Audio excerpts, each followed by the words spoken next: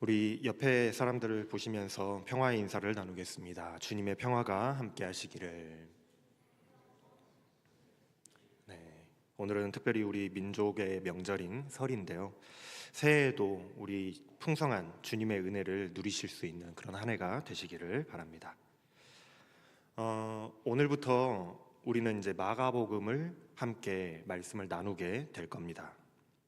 마가라는 인물은 우리에게 친숙합니다. 마가는 예수님의 12명의 제자 중에 한 사람은 아니었지만 하지만 예수님이 뽑아서 전도자로 파송하신 70명의 제자 중에 한 사람이었던 것 같아요. 또한 우리가 잘 알고 있는 마가의 다락방이 이 마가의 집이었고요. 후에 바울과 함께 전도 여행을 떠났던 이 바나바의 조카가 마가였습니다. 그렇다는 것은 마가는 예수님을 따라다니던 때에는 어린아이였거나 청소년쯤 되었던 그런 나이쯤이었다라는 말이 되겠죠. 나중에 마가는 바울에게 아주 유용한 사람으로 바울과 함께 사역하기도 했습니다. 또 사도 요한의 제자인 파피아스의 증언에 따르면 마가는 바울이 죽고 나서 로마에서 베드로의 통역을 맡아 사역했던 사람이기도 했습니다. 베드로는 이 마가를 사랑하는 아들이라고 표현할 정도로 굉장히 총애했던 것 같아요. 나중에 마가는 이집트의 알렉산드리아의 복음을 전하고 그곳에 교회를 세웠고, 또 알렉산드리아 교회는 기독교 역사에서 굉장히 중요한 위치를 차지하는 교회가 되기도 합니다.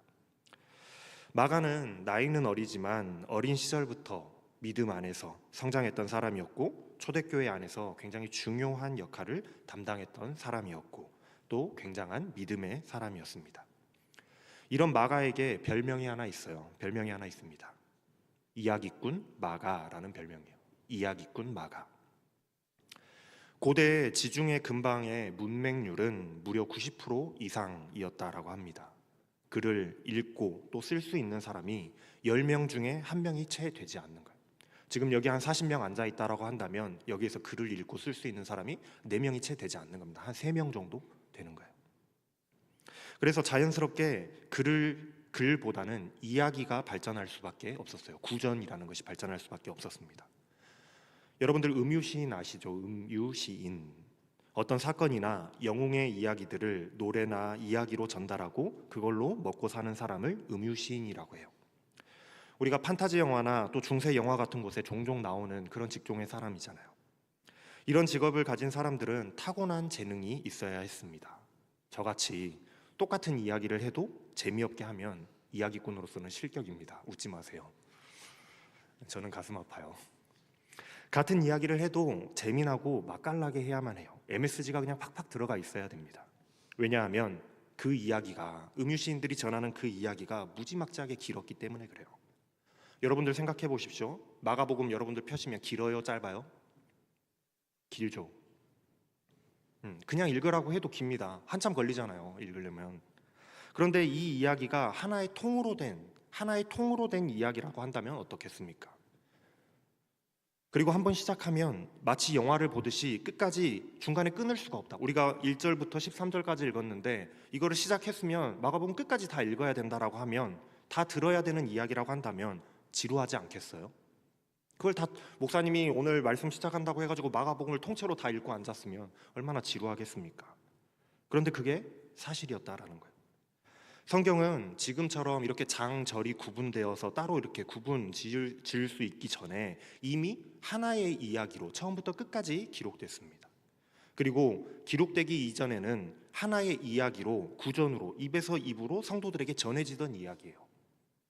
너무 길고 너무나도 지루한 이야기였을 텐데 중간에 졸거나 듣기 싫다고 지루하다고 도망가는 사람이 없도록 하기 위해서는 이야기를 맛깔나게 해야 했던 거예요.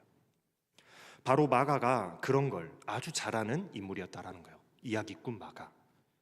우리가 마가복음을 읽어보면 비록 이 마가복음의 내용이 시간적인 순서에 따라서 역사적으로 기록되었거나 아니면 객관적으로 그 사건을 묘사하고 있는 그런 묘사는 떨어지지만, 그것을 잘 배열하여서 이야기를 굉장히 재미있게 지루해하지 않도록 잘 전달하고 있다는 것을 알 수가 있습니다. 오늘날 극 작가들이 사용하는 그 플롯 구성이나 또는 이야기 기법들이 그 옛날 마가가 사용하고 있는 것을 보면은 그런 것을 알 수가 있는 거예요. 마가가 지금도 사용하는 기법들을 사용하고 있어요. 그래서 마가를 이야기꾼 마가라고 불러요. 학자들의 연구에 따르면은 마가는 베드로와 굉장히 오랜 시간을 함께 사역하면서 로마에서 베드로의 통역을 담당했던 것 같습니다. 날마다 로마인들에게 선포되어지는 베드로의 그 예수님에 관한 생생한 증언들을 옆에서 듣고 배웠어요. 비록 베드로의 설교는 정돈되어 있지 않았지만 그때 다양한 주제의 이야기들로 계속해서 선포되고 있었지만은 예수님과 함께 동고동락했던 그 베드로의 증언은 정말로 생생한 예수님의 증언이었지 않겠습니까? 그러던 중에 베드로가 죽었거나 아니면 어떠한 위기감을 느끼게 되므로 마가는 이 베드로가 지금까지 설교했던 예수님에 대해서 증언했던 그 증언의 내용들을, 예수님에 관한 그 생생한 이야기들을 하나의 이야기로 엮어서 기록해서 모든 성도들이 들을 수 있도록, 그리고 또 누가 와서 그 이야기를 전한다고 할지라도 다른 이야기가 전달되지 않도록 기록해야 될 필요성을 느끼게 되는 거예요. 그래서 그렇게 해서 탄생한 것이 최초의 복음서인 마가복음이에요. 그렇다면 마가는 마가복음을 통해서 자기가 이야기를 전달함을 통해서 우리들에게, 듣는 이들에게 어떤 이야기를 들려주고 싶었던 걸까요? 마가가 어떤 이야기를 들려주고 싶었을까요? 오늘 본문 말씀 1장 1절 말씀입니다. 하나님의 아들 예수 그리스도의 복음의 시작이라. 복음이라고 하는 것은 우리가 잘 알고 있듯이 기쁜 소식을 의미합니다. 로마 시대에는 전쟁에 승리했다는 그 소식을 복음이라고 했고, 황제가 탄생을 했다라거나 황제가 온다라거나 황제의 이야기들을 복음이라고 표현했어요. 즉 복음이라고 하는 것은 어떠한 이야기입니다. 지금 마가가 하고자 하는 이야기는 예수 그리스도라는 인물에 대한 이야기예요. 그런데 그 인물의 정체가 뭐냐? 예수 그리스도라는 인물의 정체가 뭐냐? 바로 이스라엘 백성들이 기다려왔던 메시아, 그리고 모든 이들을 구원할 구원자 그리스도라는 겁니다. 뿐만 아니라 그분은 바로 하나님의 아들이에요. 하나님의 아들, 하나님의 대리자, 구원자 되시는 예수님의 이야기. 마가는 자신의 이야기를 통해서 그분의, 예수님의 이야기를 사람들에게, 듣는 이들에게 들려주고 싶었던 거예요. 우리는 여기에서 알 수 있습니다. 마가복음의 목적이 뭔지를 알 수가 있어요. 마가가 마가복음이라는 이 이야기를 기록한 목적이 무엇인지를 알 수 있는데, 마가복음은 예수님에 대한 소개글이에요. 그리고 예수님을 따르는 자들에게 그분을 믿고 따르는 것이 무엇을 의미하는지를 설명하고자 하는 이야기예요.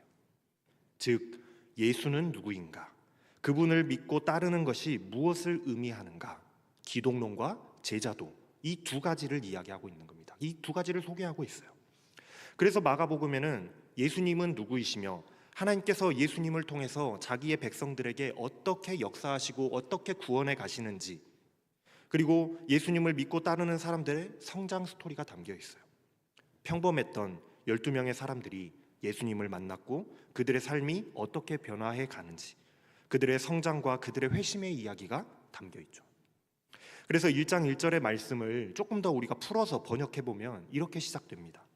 지금부터 하나님의 아들이자 우리의 구원자 되시는 예수님의 이야기를 시작하겠습니다. 이거예요.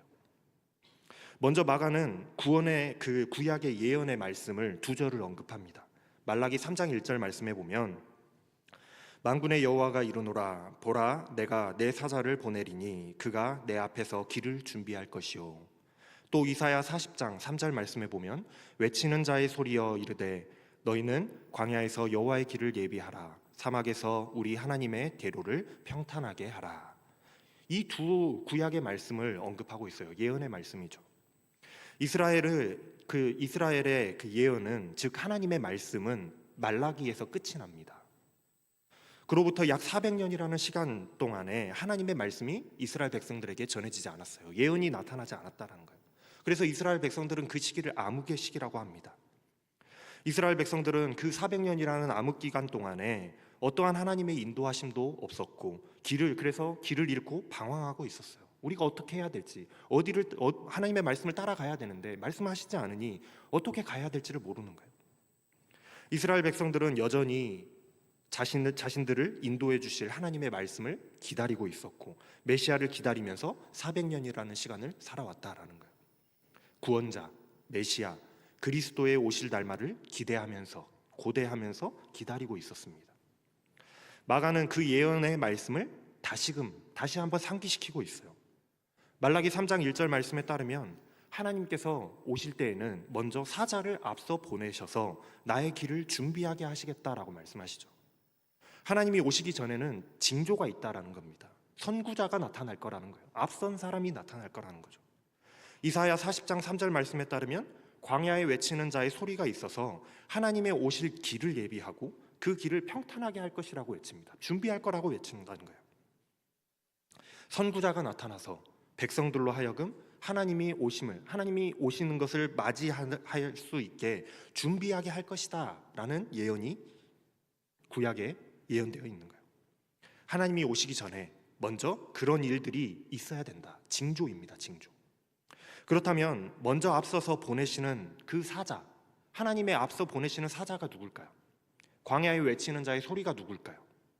마가는 그 사람을 바로 다음 절에 나오는 세례 요한으로 제시하고 있는 거예요. 세례 요한이다 바로. 4절 말씀을 한번 보겠습니다. 세례 요한이 광야에 이르러 죄 사함을 받게 하는 회개의 세례를 전파하니. 세례 요한이 지금 어디에 있습니까? 광야에 있어요. 광야에. 이사야의 예언에 따르면 광야에 외치는 자의 소리가 백성들로 하여금 하나님의 오심을 예비하도록 합니다. 하나님이 오신다. 그러니 너희가 여호와의 오심을 예비하여서 그 길을 평탄하게 해야 된다라고 선포하죠. 지금 요한은 광야에 있어요. 광야에서 외칩니다. 회개하라고요. 예수님께서도 뒤에 보면 이제 회개하라고 외치시죠. 그때 예수님께서 뭐라고 외치십니까? 하나님의 나라가 가까이 왔으니 회개하고 복음을 믿으라 하고 말씀하세요. 요한이 회개하라 하고 외쳤던 것은 하나님의 나라가 온다, 하나님의 오심을 예비하는 것이었습니다. 예수님과 같았다라는 거예요. 하나님의 나라가 가까이 왔으니 어서 회개하고 하나님을 맞이할 준비를 하라고 외치는 외침이었어요. 이제 곧 하나님께서 오시기 때문입니다. 이사야의 선지자의 그 예언, 이사야 40장에 나왔던 그 예언이 성취가 된 거예요. 또한 이것은 말라기 선지자의 예언의 성취와도 같습니다. 말라기 선지자의 예언의 예언도 성취가 된 거예요. 하나님께서 내 앞에 선구자를 보내 길을 예비하게 하시겠다 하셨는데 요한은 그 길을 지금 예비하고 있기 때문에 그래요. 그렇다면 여러분들 여기에서 재미있는 비밀 하나를 알려드릴게요. 요한이 예비하는 길은 누구를 위한 길을 예비하고 있는 겁니까?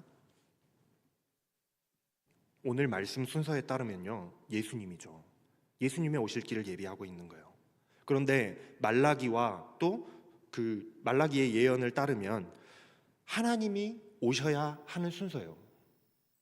예언자가, 이 선구자가 하나님의 오실 길을 준비하는 거거든요. 약간 안 맞는 것 같죠? 오늘 말씀과 말라기의 예언이 조금 다른 것 같아 보여요. 하지만 마가는 예수님이 바로 하나님이시다라는 사실을 듣는 이들에게, 성도들에게, 백성들에게 알려주고 싶었던 거예요. 여러분, 예수님은 이 땅에 인간의 모습으로 임하신 하나님이세요. 이게 바로 이거예요. 이게 바로 마가의 기독론은 예수님은 하나님이시다, 예수 그리스도의 오심은 하나님의 오심이다 라는 기독론을 우리에게 보여주고 있습니다.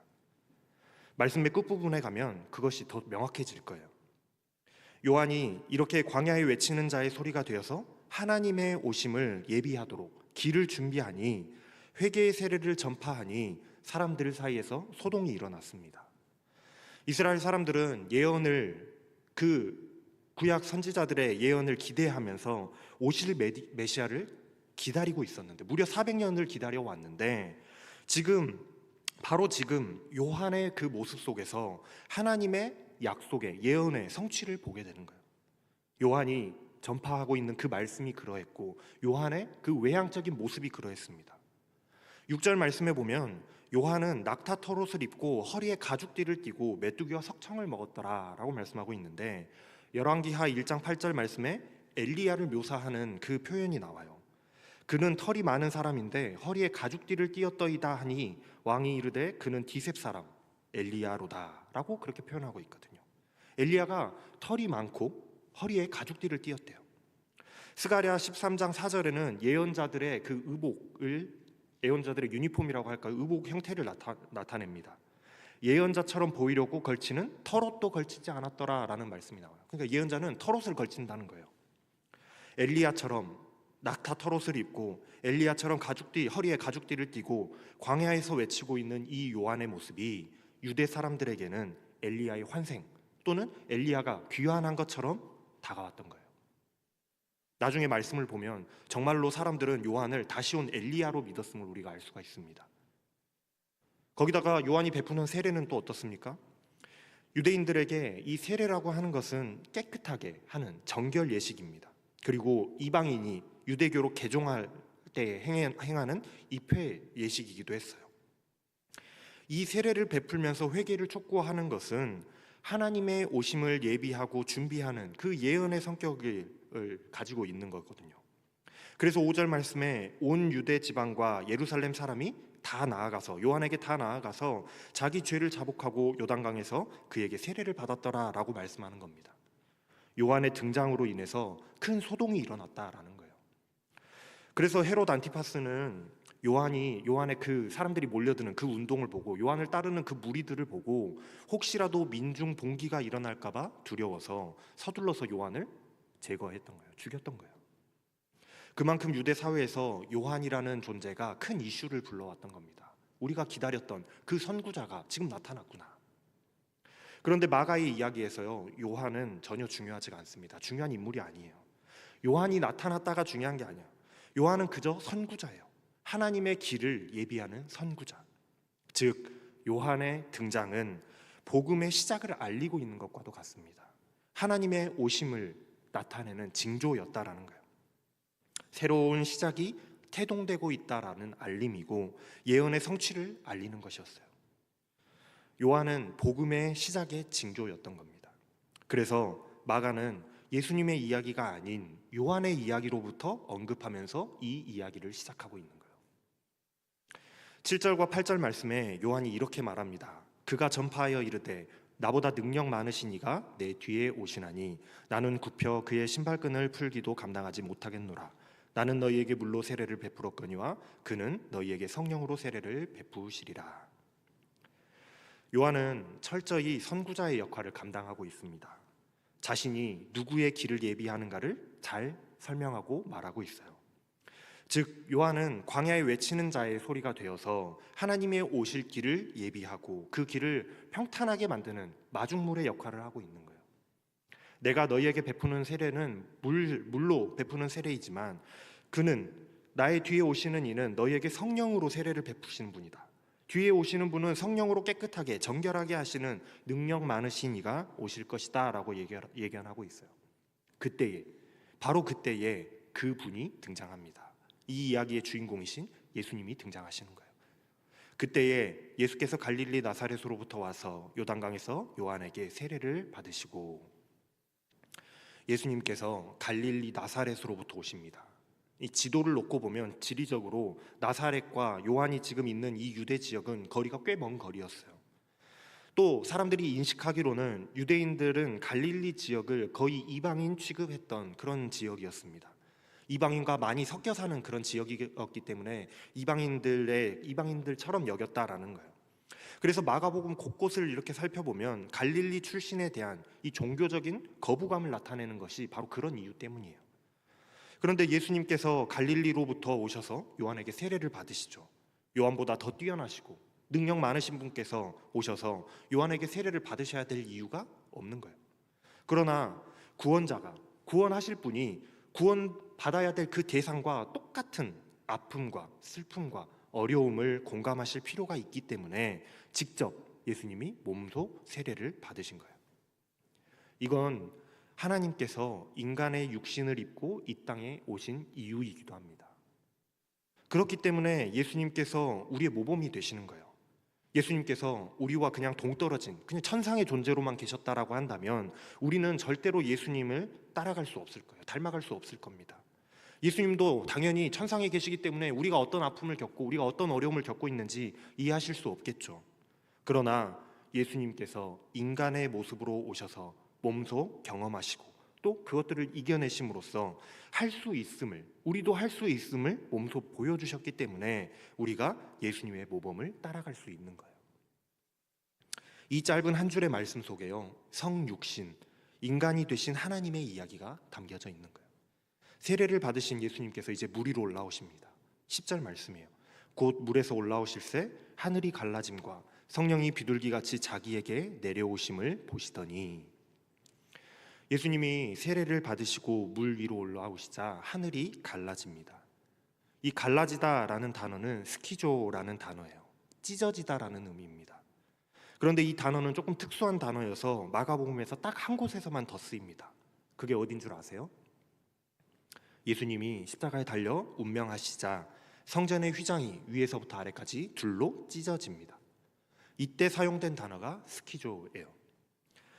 이에 성소 휘장이 위에서부터 아래까지 찢어져 둘이 되니라. 딱 두 번 하늘이 갈라지고 성령이 임재하시는 그 장면과 예수님이 십자가에 달려 죽으셨을 때의 성전의 휘장이 찢어질 때, 그때 딱 두 번 사용되는 단어입니다. 마가는 하늘이 열리는 것이 아니라, 하늘이 문처럼 열렸다 닫혔다 하는 것이 아니라 찢어졌다라고 말합니다. 이 표현은 하나님의 강림을 의미하는 거예요. 하나님이 강림하신다, 이 세상으로 침투하신다라는 걸 의미해요. 이사야 64장 1절 말씀에 보면 하나님께서 임하시는 장면을 묘사하는데, 하나님께서 하늘을 가르시고 하늘을 찢으시고 강림하신다라고 말씀하고 있어요. 하늘이 찢어지고 휘장이 찢어진다라는 것은 하나님과 우리의 연결 통로가 열렸음을 의미하는 겁니다. 막힌 담이 허물어졌다라는 거예요. 예수님이 세례를 받으시고 이 땅에서 사역을 시작하시는 복음의 그 시작점에서 하나님이 우리의 삶 가운데로 찢어진 그 하늘 틈으로 강림하시고 침투하시는 역사가 시작되고 있음을 마가는 우리에게 알려주고 있는 거예요. 그 가시적인 증거로, 눈에 보이는 증거로 성령이 비둘기의 모습처럼 예수님 위에 내려오심을 예수님이 보시잖아요. 성령은요, 하나님의 영이에요. 즉 성령이 하늘을 찢고 임하셨다라는 것은 하나님의 강림, 하나님의 이 땅에 임재하심을 의미하는 거고, 그 강림이 예수님 위에, 예수님의 위에 임했다라는 것은 바로 하나님께서 이 땅 위에, 이 땅에 임재하셨음을 표현하고자 하는 겁니다. 예수님이 하나님이시니까요. 마가는 예수님이 바로 하나님이시다라는 그 사실을 듣는 이들에게 강력하게 알려주고 싶어 하고 있어요. 이때 하늘에서 소리가 납니다. 하늘로부터 소리가 나기를 너는 내 사랑하는 아들이라 내가 너를 기뻐하노라 하시니라.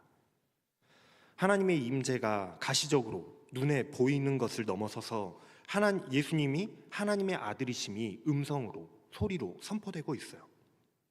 이걸 잘못 해석하는 사람들은 이때부터, 이 순간부터 예수님이 하나님의 아들로 받아들여졌다라고 하는, 그렇게 해석하는 사람들도 있는데, 그런 주장을 두고 양자기독론이라고 합니다. 이단이에요.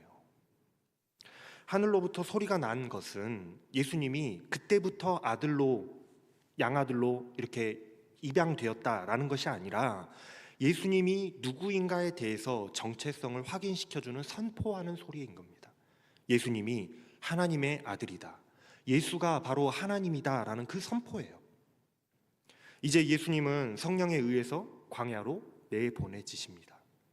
우리가 흔히 오해하는 부분이 광야에 대해서예요. 광야는 척박하고 고난의 장소이기 때문에 우리는 광야를 부정적인 곳으로 생각합니다. 심지어 그곳에서 예수님이 사탄에게 시험을 받으시거든요. 그래서 성령님이 예수님을 광야로 몰아내셨다라는 것에 대해서 우리는 좀 의아해합니다. 이거 뭐 잘못된 거 아닌가? 하지만 성경적인 의미로 광야는 굉장히 긍정적인 장소예요. 광야는 조금 특수한 장소입니다. 일상으로부터 분리되고 고립된 장소죠. 하지만 그렇기 때문에 유대인들의 유대적인 개념에서는 광야는 하나님과 만남의 장소였어요. 그 증거로 이스라엘 백성들이 하나님과 언약을 맺었던 장소가 광야고, 이사야 예언에서도 광야에서 여호와의 그 오심을 예비하라고 말씀하고 있으며, 쿰난 공동체에서 사람들은 광야는 하나님의 나타나심의 장소라고 이해하며 믿었어요. 유대인들은 그렇게 생각하고 믿었더라는 거예요. 광야는 궁핍하고 궁핍함을 경험하고 또 시험 당함을 통해서 하나님의 공급해 주시고 보호해 주심을 체험하는 장소이고 하나님을 신뢰함을 배우는 장소였기 때문에 그렇습니다. 그래서 이스라엘의 그 광야 시대, 이스라엘이 광야를 유리방황하던 그 시대는 이스라엘 백성들이 가장 순수했던 시절로 여겨지고 또 많은 예언자들, 많은 선지자들이 그때를 그리워하기도 합니다. 이런 의미에서 광야는 하나님의 백성들의 새로운 출발을 기대할 만한 장소로 새로운 소망이, 새로운 이야기가 예수님의, 하나님의 새로운 구원의 역사가 시작되고 성취될 만한 장소로 기대되는 거예요. 그렇게 기대할 수 있는 거예요. 그래서 예수님의 사역도요, 광야에서부터 시작되고 있는 것이고 백성들의 순수성을 위한, 회복을 위한 새로운 시작점이 이 광야가 되는 것입니다. 성령께서 광야로 몰아내신 것을 유대적인 개념으로 생각해 보면 하나님의 강림하심, 하나님의 오심과 또 하나님의 그 역사의 새로운 시작이 잘 들어맞는다, 부합한다라는 거예요. 예수님은 하나님께서 맡기신 사명에 순종함으로 성령의 인도하심을 따라 광야로 나아가신 거예요. 그런데 13절 말씀에는 예수님께서 광야에서 40일을 계시면서 사탄에게 시험을 받으시고 들짐승과 함께 계시니 천사들이 수종들더라 하는 말씀을 기록하고 있습니다. 광야가 그런 장소, 하나님을 만나는 장소, 새로운 하나님의 역사가 시작되는 장소라는 건 알겠는데 그럼 40일이라는 건 무슨 의미인가? 이제 돌아오는 수요일부터 사순절의 시작인데요. 성경에서 40이라는 숫자는 굉장히 긴 시간을 의미합니다. 모세가 시내산에서 보낸 시간이 40일이었고 엘리야가 광야에서 보낸 시간이 또한 40일이었으며 출애굽 광야의 기간이 또 40년이었죠. 이 40이라고 하는 숫자는 고난과 시련과 인내의 기간을 의미하는데 준비하고 정결하게 하는 그런 시간을 의미하기도 합니다. 즉 이스라엘의 구원자로 오시는 그 예수님께서 40일이라는 시간 동안에 광야에서 준비하시고 정결하게 하시는 인내와 시험의 시간을 보내는 중에 계셨다라는 거예요. 여기에서 시험이라고 하는 것은 입증이에요. 입증. 구원자로서 하나님의 그 대리자로서 사명을 입증하는 입증의 시간입니다. 그런데 이때 사탄이 등장을 해요. 그리고 예수님을 유혹합니다. 여기서 우리가 주의해야 할 것은 예수님이 사탄을 만나러 광야로 나아가신 것이 아니라 사탄이 시험 중에 계시는 예수님을 찾아왔더라는 거예요. 이 시험과 유혹이라는 것은 분명히 다른 겁니다. 하나님의 시험이 있을 때에 꼭 사탄이 찾아와서 유혹하는 거예요. 그래서 우리는 이 시험과 유혹이 하나로 세트처럼 느껴지지만 다른 거라는 거예요. 하나님의 시험을 통과하지 못하게 하려고 사탄이 찾아오죠. 유혹하죠. 이스라엘 백성들이 광야 생활 중에 그러했고 욥의 고난 중에도 사탄은 유혹했습니다. 사탄의 목적은 예수님을 설득해서 하나님의 검증 시험에, 하나님의 그 입증 시험에 불순종하게 만들려는 것이 목적이었어요. 사탄은 40일의 그 입증의 시간 동안 약해져 있는 예수님을 찾아와서 유혹합니다. 하나님의 말씀에, 하나님의 그 사명에 불순종하라고 말이에요. 뿐만 아닙니다. 광야에는 들짐승들이 함께 있었어요. 들짐승들은 광야의 위험성을 상징합니다. 광야에 들개, 맹수, 이리 그런 동물들이, 그런 맹수들이 얼마나 위험합니까? 위험하겠잖아요. 사탄과 들짐승들은 예수님께 적대적입니다. 이것은 앞으로 전개될 그 이야기들에 대한 예수님이 어떤 어려움들을 겪게 되실까에 대한 암시예요. 세상은 예수님께 적대적입니다. 예수님께서 사역하실 때 얼마나 많은 어려움들을 직면하게 되시는지 여러분들 잘 아시잖아요. 그러나 예수님께서는 혼자가 아니신 거예요. 천사들이 옆에서 수종 들었다라고 말씀하고 있죠. 천사들이 수종 들었다라는 것은 들짐승과 같은 그런 위험성이 도사리고 있는 그 광야 속에서도 하나님께서 보호하시고 지키시고 먹이시는 하나님의 보호하심을 의미합니다. 어려움 중에도 하나님께서 함께 하시고 지키시는 거예요. 하나님의 보호하심은 하나님의 백성들에게 약속된 하나님의 복이거든요.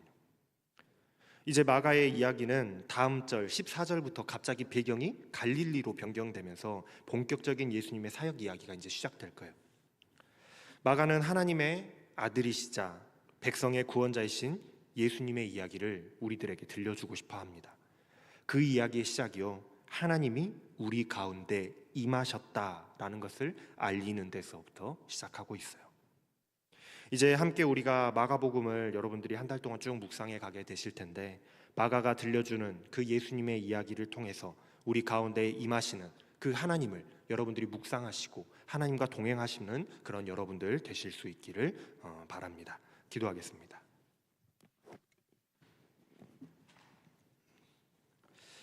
사랑의 하나님, 이제 곧 시작되는 사순절을 맞아 하늘을 가르고 우리 가운데 임하신 하나님의 이야기를 묵상해 가고자 합니다. 하나님께서 우리 가운데 오심이 복음이고 예수 그리스도를 통하여 우리 가운데 역사하시는 이야기가 복음일 텐데, 주님의 이야기를 묵상하며 그 발자취를 따라 걸으며 복음을 깊이 묵상하는 자들 되게 하여 주시옵소서. 우리 가운데 임하신, 우리 가운데 임재하신 하나님과 동행하는 자들 되게 하여 주시옵소서. 감사를 드리며 우리 주 예수 그리스도의 이름으로 기도합니다. 아멘.